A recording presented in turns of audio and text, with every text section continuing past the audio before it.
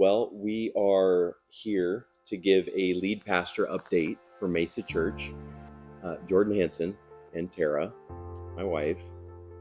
I remember 8.5 years ago when we moved to Orange County and we packed up our vehicle with our two dogs. And at that time we had no kids, and it was a crazy journey and we almost died in some desert on the way. But we made it, and we knew that God had called us to Newport Mesa Church, and we had no idea what the next 8.5 years would hold. We definitely had a vision, and that vision, well, it turned out different. But it has been such an amazing, rewarding, challenging experiment of leadership. And we're talking in the past tense because we have recently accepted the lead pastor position at a church in Dayton, Ohio. And so March 10th is actually going to be our last service at Mesa Church. And it's bittersweet with mixed emotions. We love our church. We love the people of our church. We love California. We love In-N-Out. We love the beaches. Kara has an amazing career. We're very, very comfortable here. In fact, when we went on sabbatical, we really rested and got refreshed. And we really did not see this coming. Yeah. We weren't looking for this. We weren't, on the hunt for a different role. We, for all intents and purposes, thought that we would continue to be at Mesa and serve as pastors here. But after many orchestrated spiritual moments with people that we respect and love, and counsel and visits and all the things that happen in the journey of becoming a lead pastor at a church, we truly believe that we are being led by the Spirit. And we hope that that brings comfort. We know that news like this is really hard. It's a good thing to go through the stages of mourning because it means that you had something that was valuable, that was worth something. And we've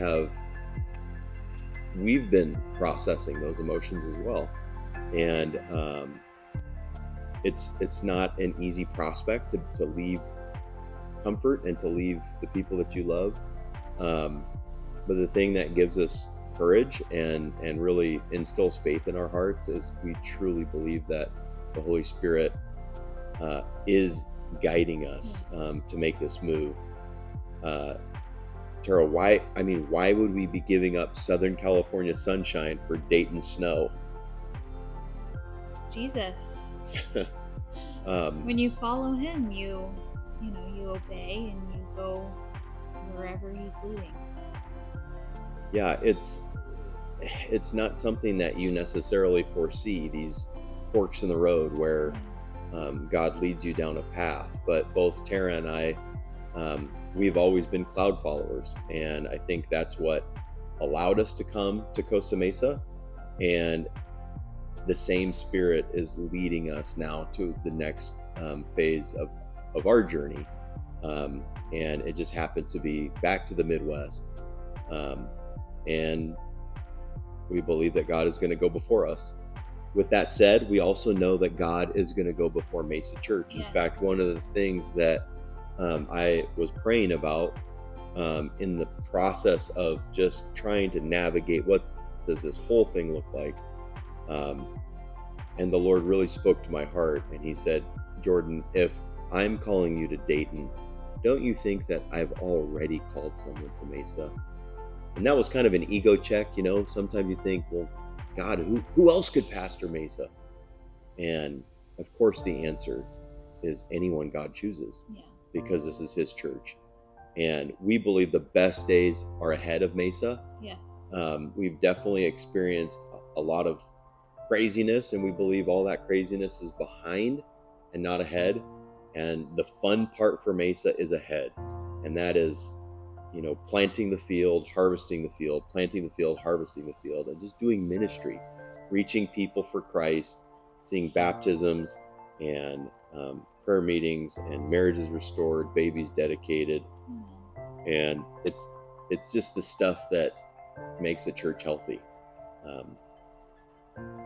I think Mesa is probably the healthiest, most unified, most mission motivated I've ever felt it. And these last couple weeks have really confirmed that for me. We are so excited about what God has for Mesa, and we want nothing more than to continue to partner in any way that we can to be cheerleaders in the corner of Mesa Church. And we truly hope that you would let us think of ourselves as Mesa Church family for the rest of our lives, and invite us out to come preach and to hang out with you. We would love to be a part of whatever that could look like. And so we do have an interim plan, and you're going to be able to read updates on that and read updates here on this page for the search for the next lead pastor of Mesa Church. And the board of elders at Mesa Church has a clearly defined set of policies and procedures as defined by the bylaws. And you guys, this church is in good spiritual hands, and you can trust that God's will is going to be done. And we love you so much. We love you so much. We love you so much. And yeah, that's what we want you to know, is that we love you, and we hope to see you soon.